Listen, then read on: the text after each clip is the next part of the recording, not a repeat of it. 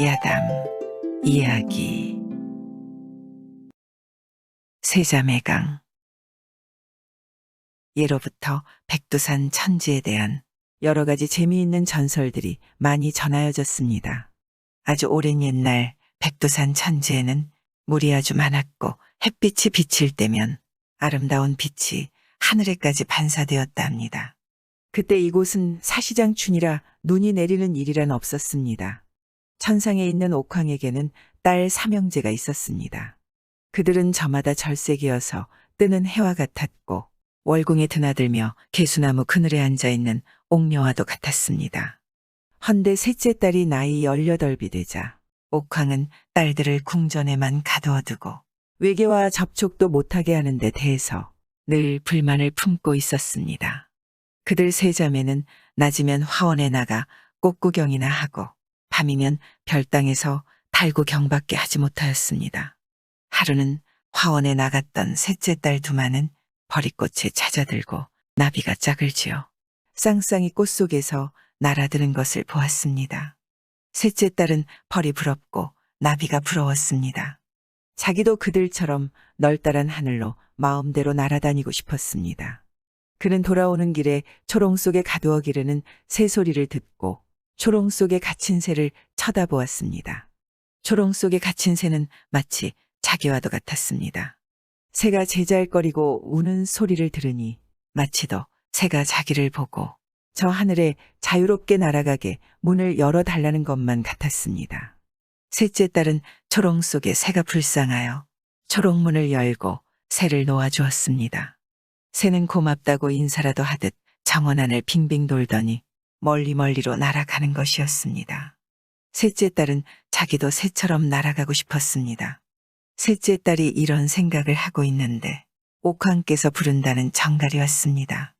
옥황 앞에 불려간 셋째 딸은 초롱 속에 새를 놓아준 것으로 하여 호된 꾸중을 받고 원내로도 나다니지 못하게 되었습니다. 셋째 딸은 그 후부터 정원에 나가 꽃구경도 못하고 그윽한 꽃향기도 맡을 수 없게 되었습니다. 셋째 딸은 초롱 속에 갇혀있던 새의 신세가 되고 말았습니다. 하루는 셋째 딸이 문 밖에 나서 멀리 내려다보니 하계에서 아름다운 빛이 비쳐왔습니다.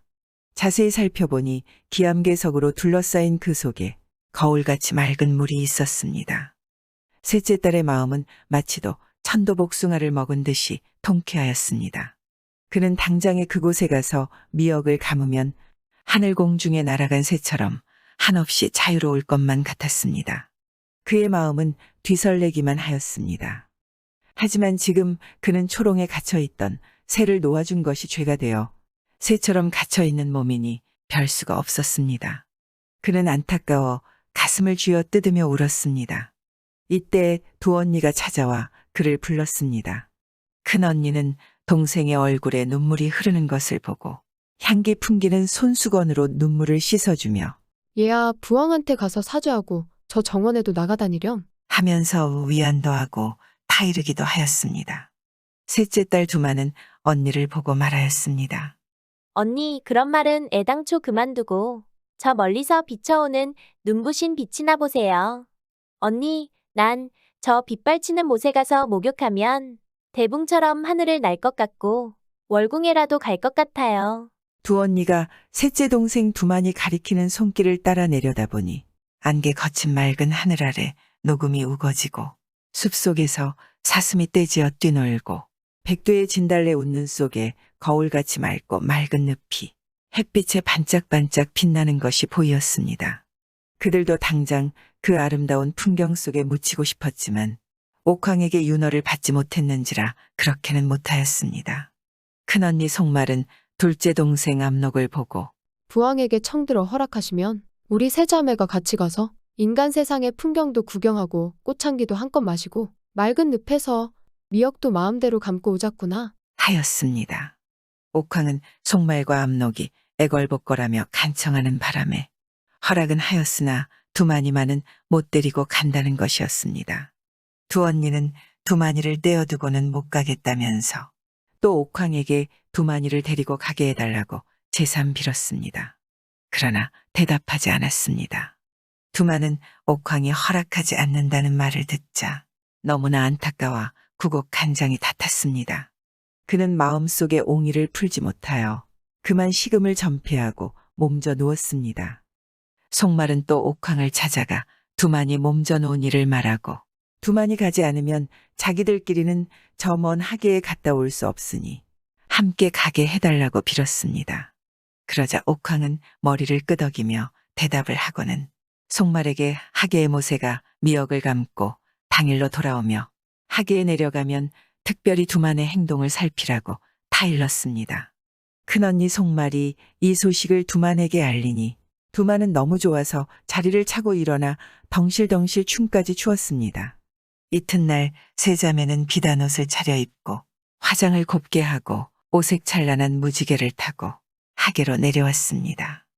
선녀들을 반겨 맞기라도 하듯 천지는 티끌 하나 없이 맑았고 언덕에는 만화가 방창하여 봉접을 청하는데 파란 하늘엔 오작이 날고 숲속에는 무짐승들이 뛰놀았습니다. 세 자매는 꽃 속에 묻혀 그윽한 꽃향기를 마시고 천지물을 떠서 가란 목 적시었습니다. 그리고는 옷을 벗어놓고 풍덩풍덩 물속에 뛰어들었습니다. 천지물은 어찌나 시원한지 막 날아갈 듯 했습니다. 두만은 두 언니를 보고 미역도 감고 늦가로 돌아다니며 아름다운 경치를 구경하자고 했습니다. 두 언니도 그러고 싶었습니다. 이때 용이 나와 그들을 태워가지고 늪가를 빙 돌았습니다. 늪가 풍경을 다 구경하자 송말은 그만 놀고 돌아가자고 했습니다. 그러자 두만은 언니의 손을 잡고 언니, 이제 가면 언제 또 다시 올 수 있겠어요. 그러니 이왕 왔던 김에 더 놀고 가요. 하고 간청했습니다. 송말도 더 구경하고 싶은 생각이 없지 않았습니다. 하여 그들은 또 아름다운 산천 경계를 구경하였습니다. 그들 세 자매는 해가는 줄도 모르고 산천 경계를 구경하다 언덕으로 돌아왔습니다. 하지만 이때는 이미 해가 서산에 다 지고 있었습니다. 송말은 동생들을 독촉해서 옷을 입게 하였습니다. 헌데 옷을 다 찾아 입고 보니 두만의 신이 없었습니다. 언덕 끝에 벗어놓은 두만의 신은 그만 바위 벼락 밑에 굴러 떨어졌습니다. 두만이 신까지 주워다 신고 나니 해가 다져서 무지개 다리가 없어 하늘로 오를 수 없게 되었습니다. 송말은 두만을 꾸짖었습니다. 너 때문에 늦어진 데다. 내가 신까지 찾아다니니 무지개 다리도 없어 하늘로 올라갈 수 없게 됐다. 이를 어쩐담 부왕께서는 당일로 꼭 올라오라 했는데 다 너 탓이다. 이젠 벌을 받게 됐다. 송말은 안타까워 가슴을 쥐어뜯다 그만 울었습니다. 하지만 두만이는 아무런 일 없다는 듯이 웃기만 했습니다. 언니, 이제 가면 또 초롱 속에 새처럼 갇혀 있겠는데 왜 그래요? 실컷 놀다 가요. 이때 하늘에서 벼락치는 듯한 소리가 들려왔습니다. 옥황께서 당장 돌아와 죄를 받으라는 어명이 내렸습니다. 송말은 무서워 울며 말도 못하였습니다. 언니 울면 뭐해요? 언니, 용해에는 용왕이 있다는데 그곳은 이곳보다 더 아름답고 용왕님도 아주 너그럽대요. 그를 찾아가 자초지종을 말하면 용왕님이 부왕의 노염을 풀어주지 않겠어요. 그리고 용궁도 한번 가보면 좋지 않아요. 두만의 말을 들은 두 언니는 용궁을 찾아 동해에 가서 방책을 대는 것이 상책이라 생각하고 곧 동해로 가기로 하였습니다. 이때 아무 말 없던 압록이 입을 열었습니다. 용궁을 찾아가는 것은 좋아요. 하지만 그곳에 가는 데는 무지개 다리도 없지. 그리고 동해라는 말만 들었지 가보지도 못했는데 어디로 해서 어떻게 가요? 그러자 두만이가 말을 받았습니다. 언니 말이 옳아요. 그러니 우리는 길을 찾아요. 어떻게 가든지 동해로만 가면 용왕을 찾을 수 있을 거 아니에요. 세 자매는 저마다 자기의 생각을 내놓았습니다. 큰 언니는 가도 같이 가고 고생하여도 같이 하자고 하였고 두만이는 제각기 갈라져 가되 먼저 간 사람이 마중하자고 하였습니다. 압록은 언니가 말할 때도 그렇게 하자고 고를 끄덕이고 동생 두만이가 말할 때도 그러는 게 좋겠다고 머리를 끄덕이었습니다. 송말은 제 생각을 꺾지 않았습니다. 난 너희들을 데리고 이곳에 왔다가 제때 돌아가지 못해서 부왕한테 죄를 받게 되었는데 다리도 없고 물도 없는 곳으로 날개 없는 우리가 제각기 갈라져 가다 실수라도 하면 어떻게 한단 말이냐? 속말은 기가 막혀 더는 말을 하지 못하였습니다. 두만이도 제 생각을 돌리지 않았습니다. 언니, 셋이 같이 가다가 그만 일이라도 생기면 다 잘못되지 않아요. 그러니 갈라져 가는 것이 좋아요. 둘째 언니가 따뜻한 곳을 따라가고, 큰 언니는 북쪽으로 가고, 나는 이렇게 동쪽으로 떠나요. 세 딸이 의견이 분분할 때 옥황은 대노하여 세 딸이 한 곳에서 놀지 못하게 천지물을 흘러버리라고 서리발 같은 명을 내렸습니다. 옥황의 영이 내리자 천지물은 툭 터져 남북으로 갈라 흐르게 되었습니다. 이때 송말은 북쪽으로 흐르는 물결을 타고 동해를 찾아가게 되었습니다. 송말이 타고 가던 물을 후세의 사람들은 송화강이라 하였습니다. 송말은 물결 따라 가다가 서쪽에서 오는 흑룡을 만났습니다. 송말이 흑룡과 싸우는데 흑룡이 어찌나 힘이 센지 당해내기 어려웠습니다. 이때 나무로부터 우소리치러 나온 물결이 송말을 도와주었습니다. 이것이 오늘날 우리가 말하는 우수리강이고 검은 물결이 바로 흑룡강입니다. 송말은 우수리의 도움을 받으며 동해 용궁을 찾아갔습니다. 둘째 언니 압록은 녹음이 우거진 숲속을 뚫고 서로 나무로 흐르다 한 곳에 가서 한 끼니 실컷 먹고 갔는데 그곳을 만포진이라 부르고 압록이 낸 물길 따라 흐르는 물을 압록강이라 합니다. 그도 역시 황해를 거쳐 용궁을 찾아갔습니다. 옥황이 하계를 내려다보니 송말과 압록은 보이지 않고 늘 영을 거역하던 두마니만이 홀로 목가에 서 있었습니다. 옥황은 대노하여 서리와 눈을 하계에 퍼부었습니다. 이렇게 되어 사시장철 아름답던 산은 흰 눈을 머리에 쓰고 백두산으로 되었습니다. 그리고 천지도 떵떵 얼어서 얼음으로 덮였습니다.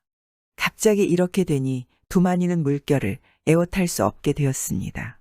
조금만 더 지체하면 이 아름다운 선녀도 선자리에 말뚝같이 굳어질 것입니다.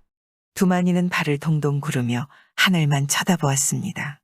이때 새 한 마리가 두만의 머리 위로 날며 살짝살짝 하고 울기만 하였습니다. 살펴보니 천궁에서 놓아준 새 같기도 하였습니다. 두만은 그 새를 보고 손짓하였으나 새는 두만의 머리 위로 날며 살짝살짝 하고 울기만 하였습니다. 그때야 두만이는 새의 울음소리를 듣고 살짝 뛰었습니다. 그랬더니 두만이는 동쪽 산기슭에 가 떨어졌습니다. 그곳은 아직도 따뜻한 고장이라 두만은 바위 밑으로 나오는 물을 애워타고 내달았습니다. 여기서 두만이 타고 간 물을 두만강이라 하였습니다. 그리고 그때 두만이를 도와주던 새는 지금도 심산에서 그때 그 소리로 울고 있습니다. 두만은 물결 타고 동으로 다름치다 북쪽으로부터 오는 덜먹 총각을 만났습니다. 두만이 그에게 용궁으로 가려면 어떻게 가는가고 물었더니 그는 그저 가야지. 하고 대답했습니다. 이 강을 후세의 사람들은 가야 하라 불렀습니다. 세 갈래 길을 따라 동해에 이른 세 자매는 용녀들의 인도하에 용궁 앞 상하관에서 서로 반갑게 만났습니다. 그들은 기쁨에 겨워 서로 안고 춤을 추었습니다. 세 자매는 동해용왕을 찾아가서 자초지종을 담아라고 이제는 하늘로 올라가도 초롱에 갇힌 새 신세가 될 것이니 용궁에 있게 해달라고 빌었습니다. 그러니 용왕은 크게 기뻐하며 쾌히 승낙하는 것이었습니다. 하여 세 자매는 옥황이 부르는 것도 아랑곳하지 않고 용궁에서 용녀들과 더불어 즐거운 나날을 보냈습니다. 과부 만인과의 하룻밤 때문에 부자가 된 머슴. 그리 오래지 않은 옛날 이야기입니다. 저 충청도 어느 곳에 부잣집 종으로 사는 사람이 있었습니다. 주인 집으로 말할 것 같으면 권세 있는 양반인데다가 농사도 한 1000석이나 했던 모양이었습니다.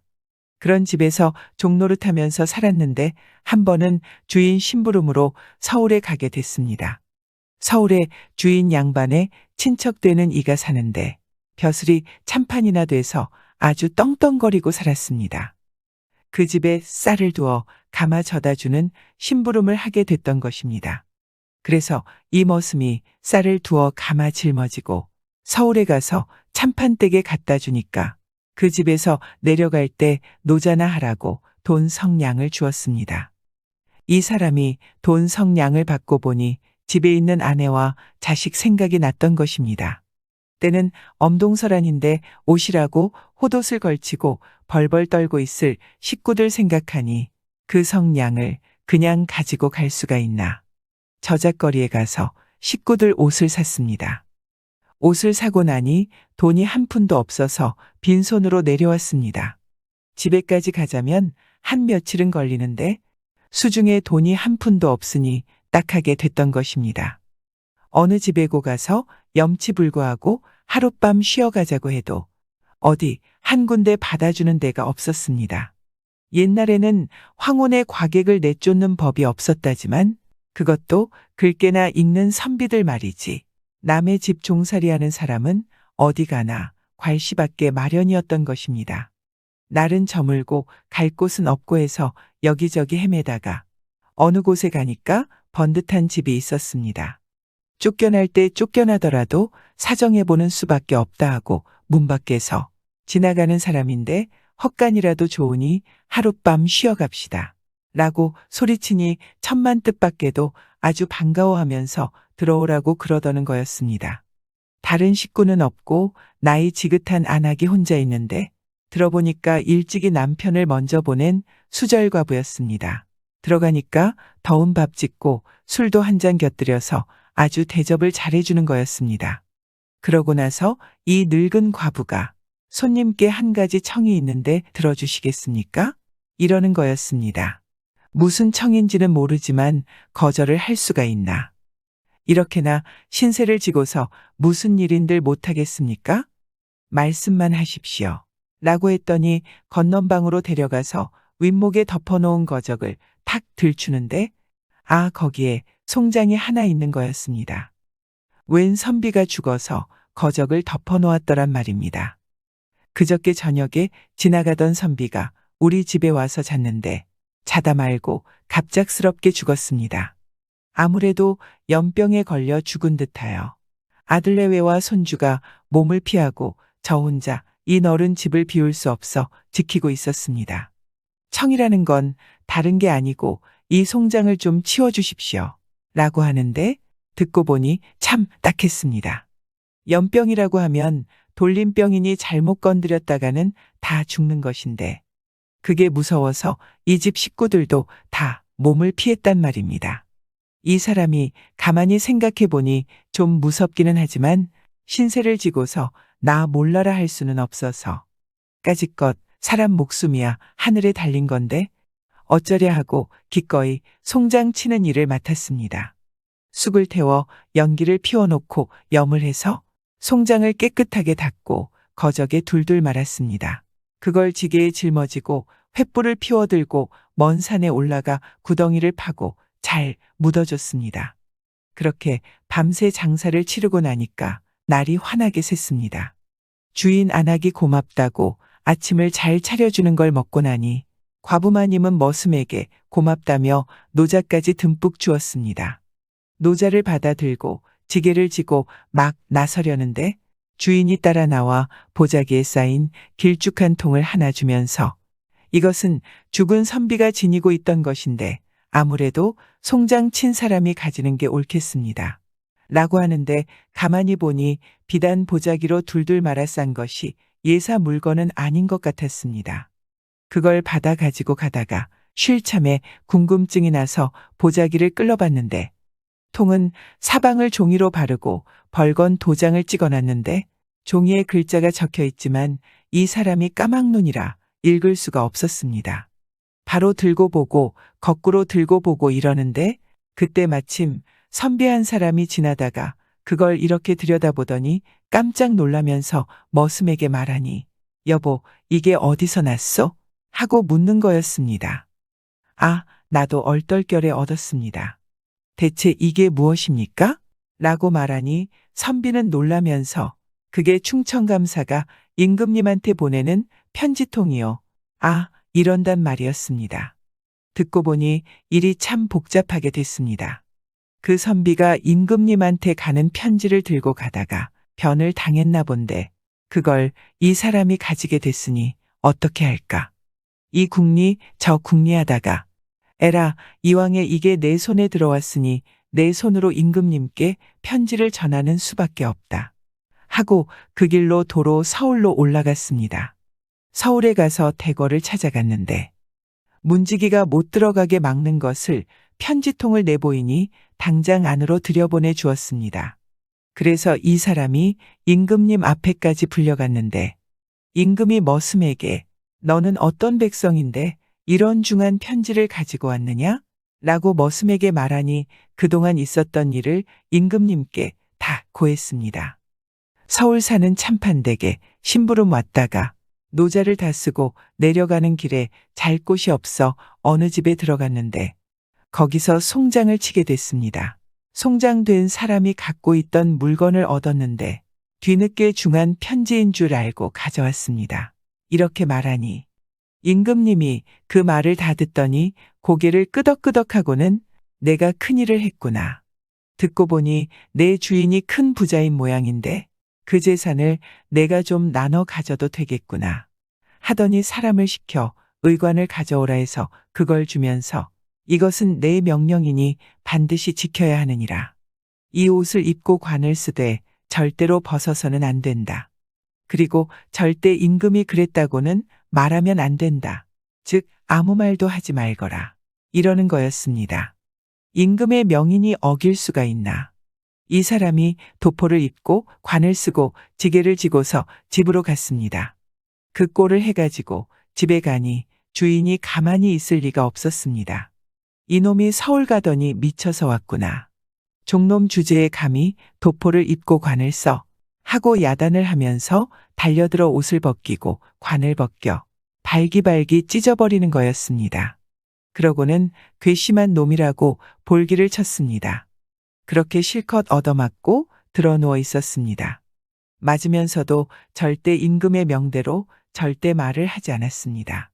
이때 대궐에서는 임금이 주인의 친척되는 참판을 불러서 명을 내리기를 경은 지체 없이 친척되는 충청도 아무개네 집에 가서 그 집종 아무개가 아직 내가 준 의관을 잘 입고 쓰고 있는지 알아보라. 만약에 그 의관에 손을 댄 자가 있으면 중벌을 면키 어려우리라. 이러는 거였습니다. 참판이 부랴부랴 충청도로 내려가 보니 아니나 다를까 친척되는 부자가 일을 냈습니다. 도포고 관이고 발기발기 찢어놨고 임금이 내린 물건을 그 꼴로 만들어놨으니 모가지가 10개인들 살아나겠나. 아이고 이 사람아. 자네가 큰일을 저질렀네.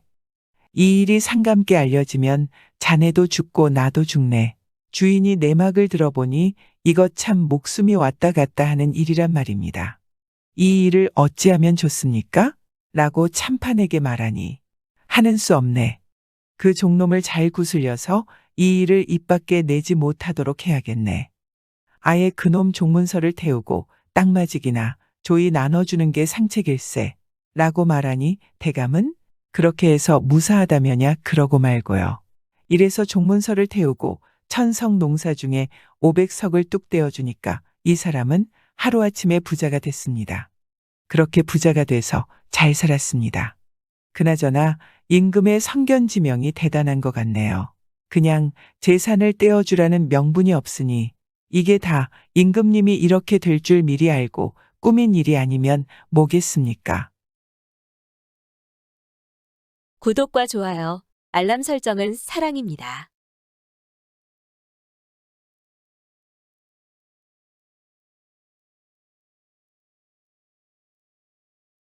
야담 이야기.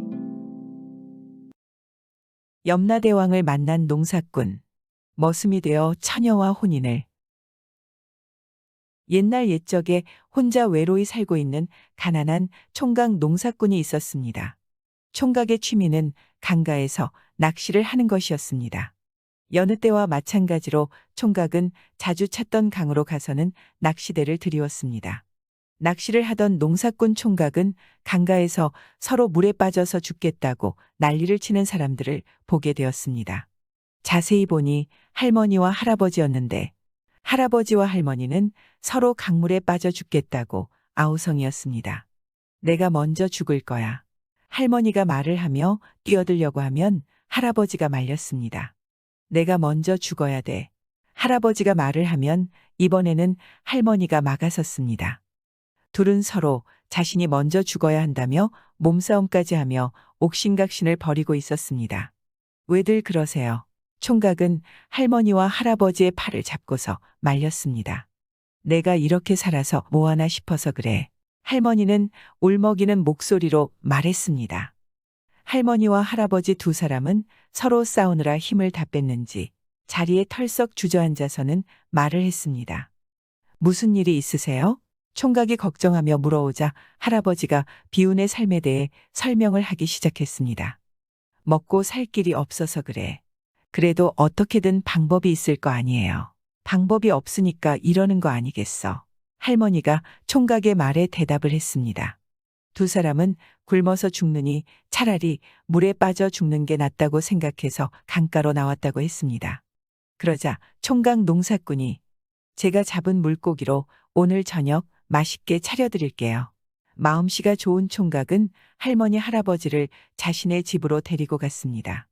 저녁을 다 먹고 나자 할머니와 할아버지의 얼굴은 한결 좋아졌습니다. 두 사람을 보고 있는 총각도 행복했습니다. 저희 집이 좁고 넉넉하지 못하지만 저랑 사시지 않으시겠어요? 총각의 갑작스러운 질문에 할머니와 할아버지는 당황한 얼굴이었습니다. 총각은 할머니와 할아버지를 설득해 같이 살기로 했습니다. 하나의 가족이 된 세 사람은 굶으면 같이 굶고 먹을 것이 있으면 나눠 먹으며 사이좋게 지냈습니다. 하지만 그 행복했던 시간도 얼마 가지 못했습니다. 총각이 갑자기 병에 걸려 시름시름 앓는가 싶더니 그만 눈을 감게 되었습니다. 눈을 감은 총각이 가장 먼저 만난 사람은 염라대왕이었습니다. 염라대왕은 총각에게 살면서 가장 착한 일을 한 것이 무엇이었는지 물었습니다. 총각은 물에서 빠져 죽으려고 했던 할머니와 할아버지를 살렸고 두 사람을 양부모로 모시고 같이 살았다는 얘기를 했습니다. 염라대왕은 가만히 총각의 이야기를 듣고는 입을 열었습니다. 내 타고난 명은 짧으나 죽으려는 목숨 둘을 살렸기에 명이 늘어났느니라. 이승으로 돌려보내줄 테니 양부모를 잘 모시고 살다가 올 때가 되거든 다시 오거라. 염라대왕이 한 장부에 도장을 찍고는 총각을 다시 이승으로 돌아가라 명했습니다. 저승의 문을 나와 이승의 문으로 향하려는 총각은 머리를 풀어헤치고 슬피 울고 있는 한 처녀를 보게 되었습니다. 총각은 그 처녀가 걱정이 되어서는 무슨 일인지 물었습니다. 왜 그리 슬피 울고 계십니까? 제가 달리 우는 게 아니라 귀한 집 외동딸로 태어나 시집도 못 가보고 호강도 못 해보고 이렇게 죽게 된 게 서러워서 웁니다. 처녀는 혼례를 올리지도 못하고 처녀 귀신이 된 것이 서럽다며 울었습니다. 그 말은 들은 총각은 처녀를 따라서 저승문으로 다시 들어갔습니다. 염라대왕은 총각이 저승문을 다시 열고 들어오자 물었습니다. 너는 아까 수명을 고치고 이승으로 돌아가라 하지 않았느냐? 어째서 다시 돌아온 것이냐? 총각은 처녀의 사정이 딱해 다시 돌아왔다고 말을 했습니다. 내가 할 수 있는 것은 없다. 염라대왕은 총각에게 딱 부러지게 거절을 했지만 총각은 뜻을 접을 마음이 없었습니다. 대왕님, 제게 주신 수명을 이 처녀에게 나눠주실 수 있습니까? 염라대왕은 총각의 제안에 기가 차서 웃음밖에 나오지 않았습니다. 총각은 염라대왕의 반응에도 굴하지 않고 말을 이어갔습니다. 제게 남은 수명의 절반을 이 처녀에게 주시면 처녀도 원을 풀고 저도 살고 좋은 것 아니겠습니까? 총각의 말에 염라대왕은 잠시 고민을 하더니 다시 입을 열었습니다. 저승의 본시 그런 법은 없다. 하지만 내가 너의 수명을 줄여 남을 살리려 하는데 어찌 박절하게 거절을 하겠느냐. 염라대왕은 이전에도 총각에게 그랬던 것처럼 장부에 도장을 찍고는 처녀의 수명을 늘려주었습니다. 둘은 저승의 문을 나와 이승문으로 나란히 걸어갔습니다. 이승의 문을 앞두고 처녀가 한 가지 제안을 했습니다. 제가 도련님 덕분에 목숨을 늘렸으니 평생 함께 살며 은혜를 갚고 싶은데 허락해 주시면 아니 되겠습니까? 총각은 해맑은 미소를 보이며 그러자고 대답을 했습니다. 두 사람은 이승문을 앞에 두고 이승에서 만나 혼례를 올릴 것을 약속하고 헤어졌습니다. 저승에서 헤어지기 전에 처녀는 자신이 사는 곳을 말해 주었습니다. 저희 집은 나올골에서 가장 큰 기와의 집이니 그리 와서 저를 찾아주시면 됩니다. 총각은 반드시 처녀를 찾아가겠다고 약속을 했습니다. 이승으로 돌아온 총각은 양부모를 위해 양식과 땔감을 넉넉히 마련해 놓고는 곧장 처녀의 집을 찾아갔습니다. 처녀의 집을 찾기는 했지만 마을에서도 손에 꼽히는 부잣집에 벼슬을 지내는 집인지라 총각이 섣불리 안으로 들어갈 수 없었습니다. 처녀의 집에서는 총각을 비렁뱅이로 생각했는지 문지기에게 문전박대를 당했습니다. 총각은 어떻게든 처녀를 만나고 싶어 비책 하나를 떠올렸습니다. 그 집에 머슴이 되고 싶다며 안에서 머슴살이를 하게 해달라고 부탁을 했습니다. 그제야 굳게 잠겼던 문이 열리고 총각은 행랑채에서 살며 머슴살이를 하게 되었습니다. 총각은 그 집에 살면서 온갖 험한 일은 다 하면서 지내게 되었습니다. 그리고 틈만 나면 처녀가 있는 별당을 기웃거렸습니다. 별당에서 처녀를 찾던 총각은 결국 처녀와 마주치게 되었습니다. 처녀는 총각을 보자마자 말을 했습니다. 서방님, 왜 신랑으로 오시지 않으시고 머슴으로 와 계십니까? 총각은 억울함을 토로했습니다. 제가 가난뱅이 농사꾼이라 들여보내 주지도 않는 걸 어찌하겠습니까? 그러면 제가 알아놓을 것이니 이래 뒤에 나를 살리겠다고 하고 저를 찾아와 주시겠습니까? 총각은 그리하겠다고 대답을 했습니다. 그리고 처녀가 말을 했던 것처럼 그녀는 알아놓았고 집에서는 난리가 났습니다. 얼마 전에 죽었다 살아난 외동딸이 다시 아파서 알아눕게 됐으니 걱정이 이만저만 큰 게 아니었습니다. 온갖 좋은 약이고 용하다는 의원을 불러도 소용이 없었습니다. 딸이 죽겠다 싶어 집은 초상집이나 마찬가지였습니다. 그때 총각이 처녀를 살려보겠다고 나섰습니다. 지푸라기라도 잡는 심정으로 처녀의 집에서는 총각에게 부탁을 했습니다. 딸만 살려주면 재산의 절반을 주겠네. 총각은 재산은 한 푼도 필요 없으니 사위로 삼아달라고 했습니다. 이에 딸을 살리는 일이니 처녀의 집에서도 그러겠노라 약속을 하게 됐습니다. 총각은 약속을 받아놓고 처녀의 방으로 들어갔습니다. 처녀는 총각을 보자마자 자리에서 벌떡 일어나서 앉았습니다. 서방님 기다리고 있었습니다. 둘은 약속대로 혼례를 올리게 되었고 부부가 된 두 사람은 총각의 양부모를 모시고 와서는 행복하게 살았습니다. 행복한 시간이 흐르고 흘러 처녀와 총각은 90살이 가까이 되었는데도 건강하게 해로하며 지냈습니다. 처녀와 총각은 알고 있었습니다. 염라대왕이 백년해로를 해주기 위해 장부를 고쳤다는 사실을 말입니다. 역시 착하게 살면 복이 온다는 말이 있긴 있네요. 비록 옛날 이야기지만 남을 위해 봉사하면서 사는 것이 가장 큰 행복이자 복받을 일일 것입니다. 우리나라도 이렇게만 살면 모두가 행복할 수 있을 것입니다. 젊은 부인을 보고 은큼하게 쳐다보며 어여 들어오거라. 추막봉에 금 한 동이와 은 한 동이가 있다는 말을 들은 부자 이천서는 금동이와 은동이를 찾으려고 20여 년이나 애쓰다가 나이 60이 다 되고 머리에 서리발이 내리기 시작했습니다.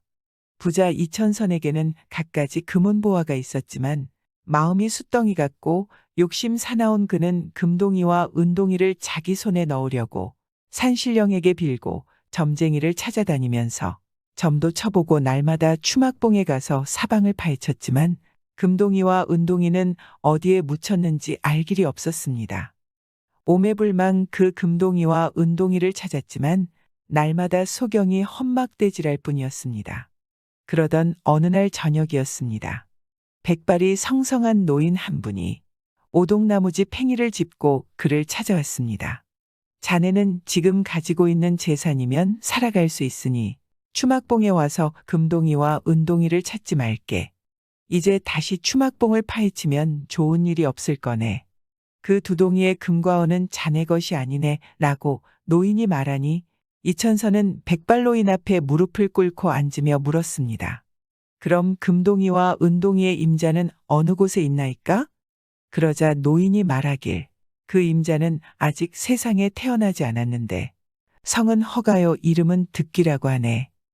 그 아이가 자라나 9살이 되면 금동이와 은동이를 찾을 거네. 말을 마치자 백발노인은 연기처럼 사라졌습니다. 너무나 아쉬워 백발노인을 부르다 잠에서 깨고 보니 꿈이었습니다. 며칠 후였습니다. 이부자네 집에 젊은 부부가 찾아와 동냥을 했습니다. 이천서는 꿈을 꾸던 생각이 나서 젊은 부부를 보고 물었습니다. 자네 성은 무엇인고? 소인의 성은 허시올시다. 이부자가 다시 살펴보니 여인은 만삭이었습니다. 부자는 엉큼한 마음을 품고 웃으며 젊은 부부를 대하였습니다. 집 없이 밥동량을 다니는 자네들의 신세가 참 가엾네. 젊은 부인이 만삭인데 다른 곳에 가지 말고 행랑채에 있게나. 너무도 뜻밖의 일이라 젊은 부부는 눈물이 그렁하여 이부자에게 연신 고맙다며 말했습니다. 은혜 백골란망입니다. 골뱅이처럼 집을 등에 지고 다니는 사람이 어디에 있겠나. 자 어서 들어가세. 이리하여 허신의 부부는 이천선부잔의 사랑채에 살게 되었습니다. 얼마 후 허씨의 아내가 해산하였는데 애의 이름 때문에 궁금해한 부자는 마누라를 보내서 애의 이름을 알아오라 하였습니다. 한참 만에야 돌아온 마누라는 부자에게 애의 이름이 득기라고 말하였습니다. 그 말을 듣자 부자는 그럼 그렇겠지 하며 무릎을 쳤습니다. 주야장천 흐르는 세월은 흘러흘러서 득기가 세상에 태어난 지도 9년이 되었습니다. 허신의 부부는 외아들을 데리고 부자의 후한 보살핌으로 그럭저럭 끼니를 굶지 않고 살아갔습니다. 어느 하루 허신은 부자 집 문 앞을 지나다가 우연히 안에서 들려오는 말소리에 걸음을 멈추고 귀를 기울였습니다. 여보 마누라, 올해는 저 행랑채에 있는 허간의 9년 빚을 몽땅 받아드리겠으니 마누라는 내 솜씨나 보구려. 라고 말하자 부인은 무슨 소리 하는지 모르겠다는 표정으로 아니 털면 먼지뿐인 그 녀석들이 어떻게 9년 동안이나 진 빚을 단번에 갚는단 말이에요. 허허허. 부자는 한바탕 너털웃음을 웃어대더니 꾸미야기를 하고는 마누라를 보고 이렇게 말하였습니다. 그렇게 되면 우리는 일시에 큰 부자가 되어 우리 영주는 금덩이를 베개로 삼고 잠을 잘 수 있단 말이요. 그러자 부인은 아유 그럼 왜 진작 말하지 않고 남의 속만 태웠나요? 쉿 낮게 말아온 남말을 새가 듣고 반말을 쥐가 듣는다고. 이제 다시는 이 말을 입 밖에 내지 말고 가만히 있다 내 솜씨나 보. 하면서 이 부자는 웃었습니다. 여기까지 들은 허씨는 제깍 자리를 피하였습니다. 그제 허씨는 부자가 9년이나 선덕을 베풀어준 고약한 심사를 알게 되었습니다. 9살 난 득기는 매일 산에 가서 놀기를 특별히 즐기었습니다. 무엇이나 신기하게 생각하는 득기는 사람들이 잘 다니지 않는 바위돌이 들쑥날쑥한 추막봉에 가 놀기를 좋아하였습니다. 그러던 어느 날이었습니다. 득기는 전날과 마찬가지로 추막봉에 올라서니 전에 보지도 못하던 아름다운 새 한 마리가 멀지 않은 곳에서 깃을 쓰다듬기도 하고 진주옥반에 굴리는 듯한 목청으로 울기도 하였습니다. 득기는 새를 잡으려고 돌을 주워들고 한 걸음 한 걸음씩 새를 쫓아갔습니다. 새는 자기의 위험한 처지를 알기라도 한 듯이 풍풍 뛰어갔습니다. 득기는 힘든 줄도 모르고 새를 쫓아갔습니다. 새는 한참 가다가 높은 나무 위에 앉아 득기를 보고 울짖으면 알개를 퍼덕였습니다. 득기가 새를 잡으려고 나무 가까이에 다가서자 새는 그만 자취를 감추고 말았습니다. 아쉬운 생각이 든 득기는 풀썩 그 자리에 주저앉고 말았습니다. 헌데 앞을 보니 앞에 괴상한 동이 둘이 놓여져 있었습니다. 득기는 이상한 생각이 들어 자리를 차고 일어나 첫 동이의 뚜껑을 열어보았습니다. 첫 동이에는 흰뱀들이 꽉 차 있었습니다. 깜짝 놀란 득귀는 제깍 뚜껑을 닫고 두 번째 동이의 뚜껑을 열어보았습니다. 두 번째 동이에는 시누런 구랭이들이 꿈틀거리고 있었습니다. 득귀는 겁이 덜컥 나서 뚜껑을 닫아놓고 도망쳤습니다. 한참 정신없이 뛰던 득귀는 뱀이 쫓아오는 것만 같아서 뒤를 돌아보았습니다. 그런데 이상하게도 근방까지 있던 동이는 간 곳 없고 그 자리에 큼직한 돌 2개가 놓여 있었습니다. 집으로 돌아온 득귀는 낮에 본 이상한 뱀동이 이야기를 시시콜콜 아버지한테 말하였습니다. 그날 밤이었습니다. 백발이 성성한 노인이 오동나무 지팽이를 짚고 와서 허씨를 보고 말하였습니다. 오늘 자네 아들이 본 두동이의 뱀은 금과 은일세, 내일 애에게 금과 은을 가져가되 욕심을 너무 쓰지 말게. 허씨는 잠에서 깨어보니 꿈이었습니다. 이튿날 허씨는 아들에게 산에 가서 어제 본 두동이에서 각각 돌덩이 하나씩 가져오라고 부탁하였습니다. 득귀는 전날과 마찬가지로 아침 일찍 추막봉에 올라가 놀다가 괴상한 동이를 찾아갔습니다. 헌데 어제 자취를 감추었던 동이가 그대로 그 자리에 가지런히 놓여져 있었고 그 속에는 뱀이 아니라 돌이 들어 있었습니다.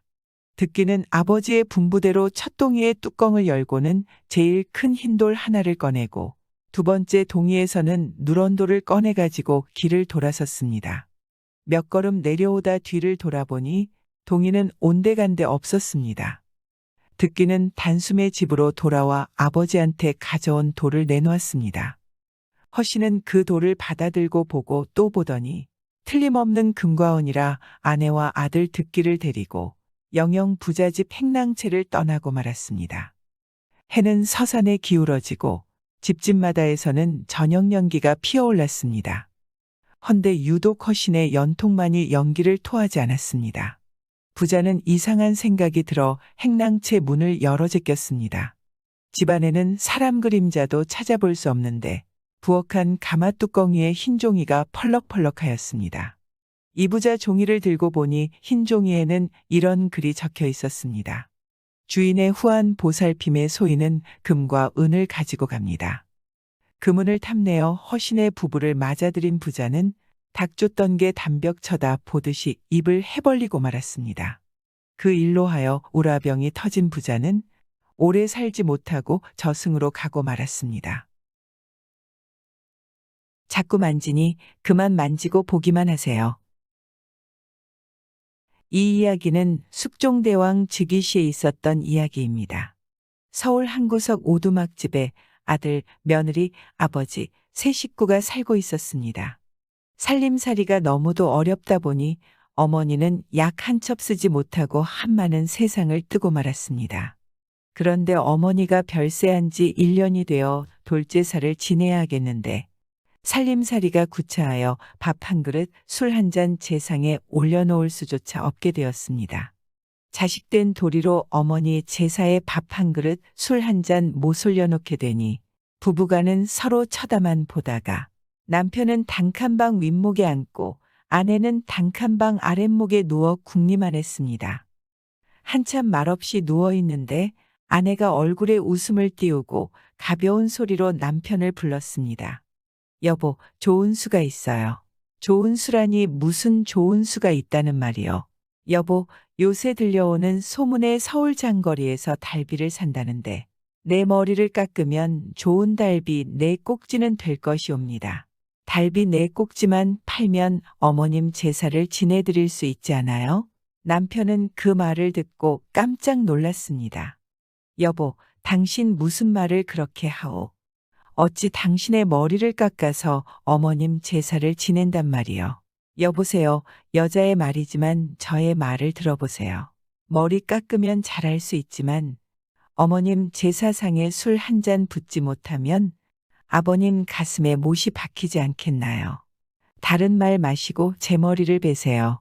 아내는 가위를 찾아다 남편에게 주고 어서 머리칼을 베라고 고개를 숙였습니다. 남편은 가위를 받아들었지만 손이 떨려서 아내의 머리칼을 벨 수 없었습니다.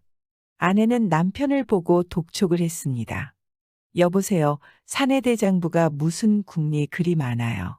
장군들이 헤어지기 전에 어서 베어다 파세요. 아버님 아시면 큰일 날 터이니 어서 베세요. 남편의 볼에서는 뜨거운 눈물이 주르르 굴러떨어졌습니다. 남편은 떨리는 손으로 아내의 머리칼을 베내었습니다. 남편은 아내가 만들어주는 달비를 가지고 장마당에 갔습니다. 남편은 눈물이 그렁해서 달비를 쥐고 서 있었습니다. 한참 있으니 달비 사자는 사람이 와서 참 달비가 좋다며 얼마나 받고 팔겠느냐 물었습니다. 그러더니 남자는 달비를 만지작 하자 남편은 아내의 머리를 만지는 것 같아 기분이 나빠서 만지지 말고 보기만 하셔야 합니다. 사신 다음에나 마음대로 만지시죠. 남편은 한마디는 하였는데 평생 달비 장사라곤 못 해본 사람이라 값을 부르지는 못하고 그저 얼마만큼이라도 달라고 하였습니다. 달비 사자는 사람은 한참 달비를 보더니 말없이 돈 단량을 내놓았습니다. 평생 처음으로 돈 단량을 쥐니 꿈인가 싶은 데다가 아내의 머리칼을 베어판 돈이라 가슴이 울먹울먹해서 말없이 서 있었습니다.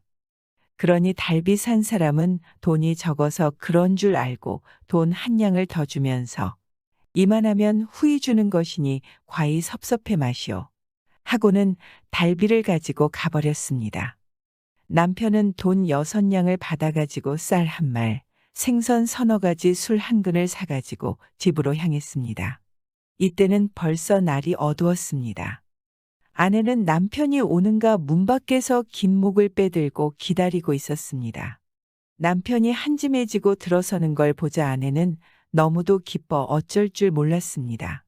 남편은 불을 떼고 아내는 밥도 짓고 채도 볶았습니다. 음식이 다 되니 아들 며느리는 어머니 제사상을 차려놓고 술을 붓고 절을 하였습니다. 노인은 깜짝 놀랐습니다. 너희들은 대체 무슨 돈이 있어서 이렇듯 굉장하게 제사상을 차렸느냐. 아들은 숨김없이 아버지에게 자초지종을 고하고 어머님께서 약 한 첩 쓰지 못하고 세상을 떴으니 아버지께서는 얼마나 속이 상하시겠습니까? 사후에나마 제사상을 차려놓고 아버님께서 기뻐하시는 걸 보자고 그랬나이다. 그러니 아버지께서는 오늘 저녁 기뻐해 주시옵소서. 말을 마친 아들은 상복을 입었지만 아버지를 기뻐하시라고 노래를 부르고 며느리는 머리를 깎아 중같이 보였지만 아버지를 위로하여 춤을 추었습니다. 상복 입은 아들이 노래하고 깎아머리를 한 며느리가 춤추는 것을 본 노인은 아들 며느리의 행실이 기특한 데다가 죽어 황천에 간 놓친 생각도 나고 늙은 것이 자식들에게 시름 끼친 것이 죄송스럽기도 하여 눈물을 흘리며 그저 탄식만 하고 있었습니다. 바로 이때였습니다. 숙종대왕이 백성들의 질고를 알아보고 민심을 살피느라 야순을 하다가 이곳에 이르렀습니다. 딴 집들에서는 모두 불을 끄고 자는데 이 집만이 불이 켜져 있고 집안에서 노래소리가 들려왔습니다. 숙종대왕은 괴이한 생각이 들어 문 밖에서 깨진 창문새로 집안 형편을 살피었습니다.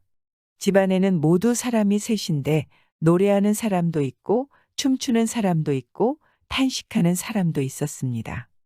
식구 셋인데 상복 입은 사람은 노래하고 머리 깎은 중은 춤을 추고 노인은 탄식하는 것이 이상하다고 생각했습니다. 기쁜 일이면 세 식구가 다 기뻐해야 할 터인데 한편에서는 춤추고 노래하고 한편에서는 탄식하니 이상하지 않을 수 없었습니다. 숙종대왕은 밖에서 기침을 하고 주인을 찾아 들어가 인사를 하고 통성명까지 하였습니다. 숙종대왕이 밤중에 뛰어들어 통성명까지 하고 보니 이 집은 박신의 집이었습니다. 숙종대왕은 주인과 인사를 나눈 후에 주인을 보고 어찌하여 상제는 노래하고 머리 깎은 며느리는 춤을 추는데 노인은 한탄하고만 있느냐고 그 내력을 캐어 물었습니다. 그러니 노인은 그 사연을 말하고 또 눈물을 흘리며 탄식하였습니다. 숙종대왕은 아들 며느리를 다시 보더니 노인을 보고 여보시오 노인, 그렇게 탄식만 하지 말고 아들 며느리의 지성을 생각하여 기뻐하시오. 하고는 이 집 아들을 보고 젊은이는 글 공부를 하였느냐 물었습니다. 12살까지 서당에 다니며 글 공부하다가 어머님 병이 위중하여 더 배우지 못하였습니다. 그러자 숙종대왕은 그렇다면 마침 잘 되었네. 내일 나라에서 과거를 보는데 과거를 보게나. 저 같은 사람이 과거를 보면 낙방거지나 되었지. 어찌 급제를 바라오리까. 속담에 길고 짧은 건 대봐야 한다고. 되고 안 되는 건 시험을 쳐봐야 알 것일세. 젊은이 다른 말 말고 내 시키는 대로 한번 과거 시험을 보세. 숙종대왕은 더는 다른 말을 하지 않고 나가버렸습니다. 이 집 식솔들은 밤중에 뛰어들어 고마운 말을 하고 돈까지 주고 가는 그가 누군지 몰랐습니다. 이튿날이었습니다. 이 집 아들이 필목을 사가지고 과거장에 들어서니 상가승무로 인타니 란 시제가 나붙었습니다. 팔도강산 한다 하는 선비들이 구름 모이듯 했지만 이 시제만은 풀이하지 못했습니다. 하지만 이 집 아들만은 집에서 지난밤에 겪은 일이라 어렵지 않게 답안을 써올렸습니다. 그러니 이 집 아들은 과거에 급제하여 백성들에게 선을 베풀고 아버지를 하늘같이 높이 받들어 모시며 잘 살았다고 합니다. 힘들어하자 세우는 거 도와줄게요, 서방님. 옛날 시골 어느 마을에 일하기 싫어하는 젊은이가 살고 있었습니다. 일을 얼마나 하기 싫어하는지 하루 종일 손가락 하나 까딱하지 않고 가만히 누워서 시간을 보냈습니다. 그는 자나깨나 일을 하지 않고 놀고 먹을 궁리만 했습니다. 오늘은 뭘 먹어야 잘 먹었다 소문이 날까? 일하기 싫어하는 젊은이는 어느 하루 한 부자 집으로 갔습니다. 때마침 부자 영감은 마루턱에 앉아 한가로이 부채질을 하고 있었습니다. 아무런 일도 하지 않고 가만히 앉아 부채질을 하는 영감이 젊은이의 눈에는 마냥 부럽게 보였습니다.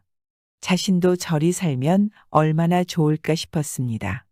그리고 젊은이는 본인의 생각을 입 밖으로 꺼내 말했습니다. 팔자가 얼마나 좋으면 저리 시간을 보낼까? 나도 저런 팔자를 타고 나서 평생 먹고 놀았으면 얼마나 좋겠나. 부채질을 하고 있던 영감의 귀에 그의 목소리가 들렸습니다.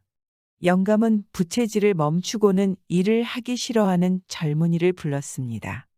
예, 너 이리 와 보거라. 네? 젊은이는 명랑하게 대답하고는 쪼르르 영감의 앞으로 달려갔습니다. 내가 얼핏 네가 하는 혼잣말을 들었다.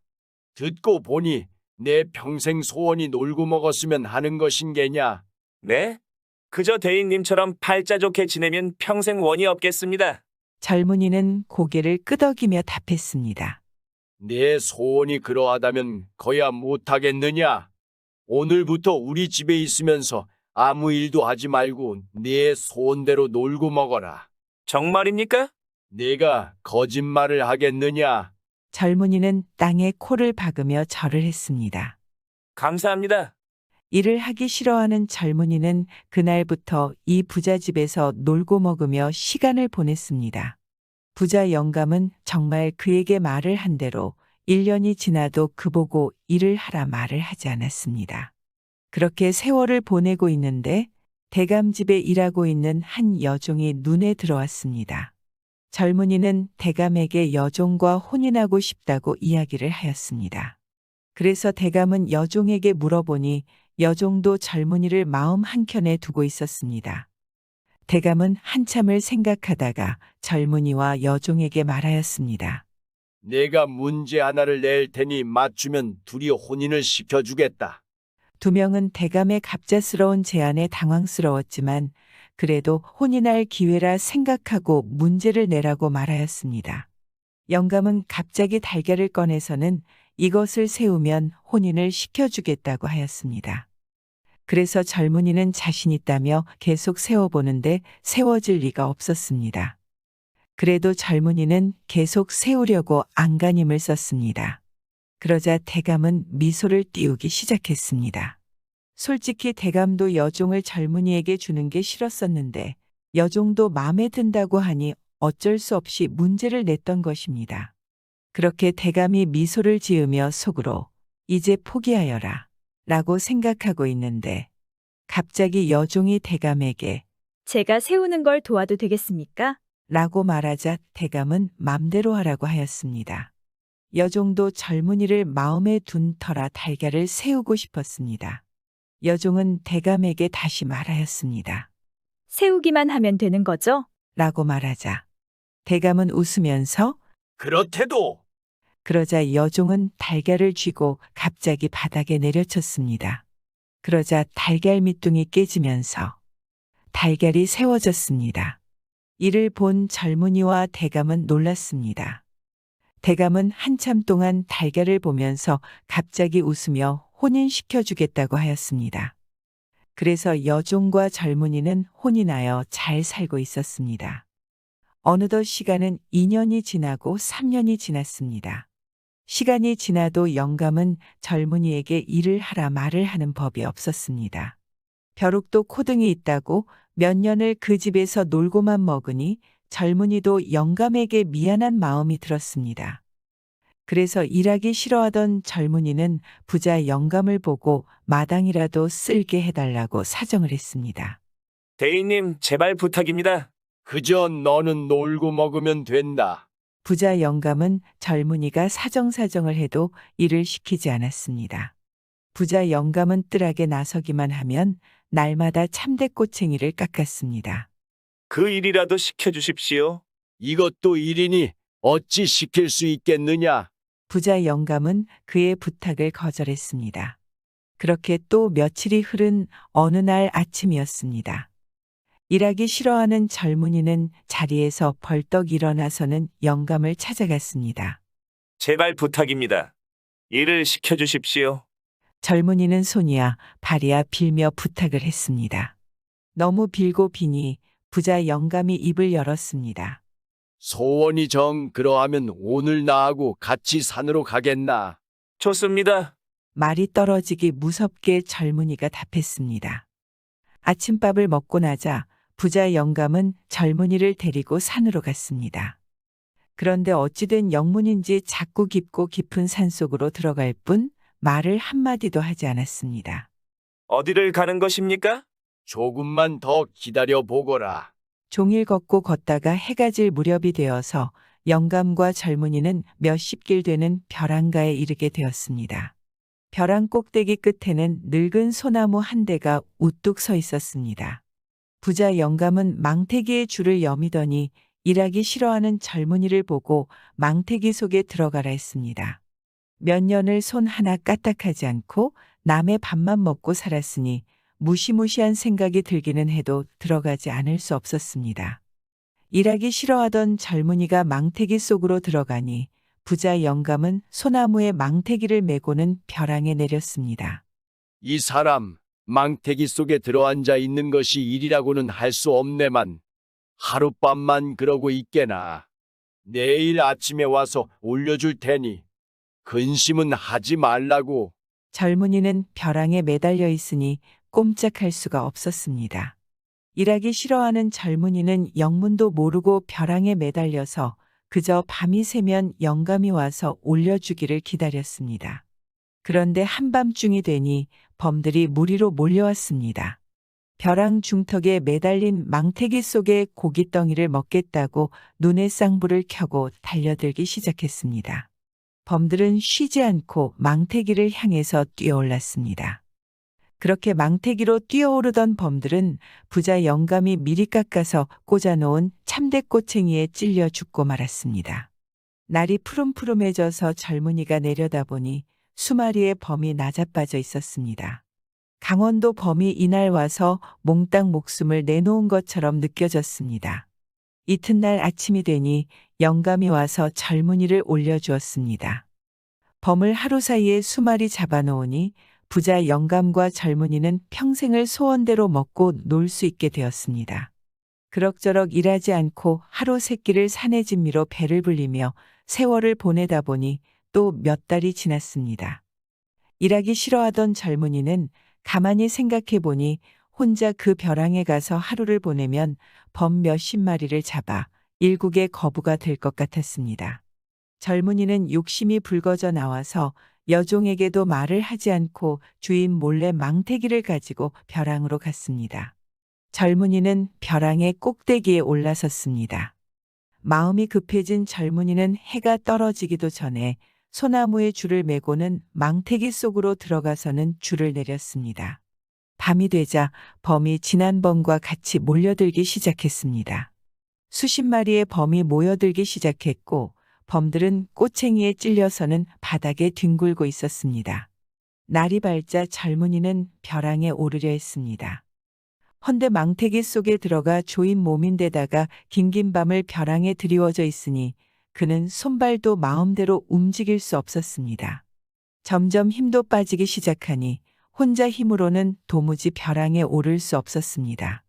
여기 사람을 살려주시오. 젊은이는 애원을 했습니다. 하지만 그의 소리를 듣고 구해주러 오는 사람은 하나도 없었습니다.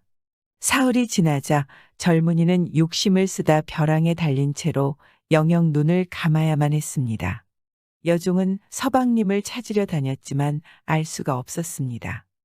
그런데 대감은 뭔가를 알고 있는지 한숨을 내쉬며 젊은이를 기다리는 여종을 쳐다보고 있었습니다. 구독과 좋아요, 알람 설정은 사랑입니다.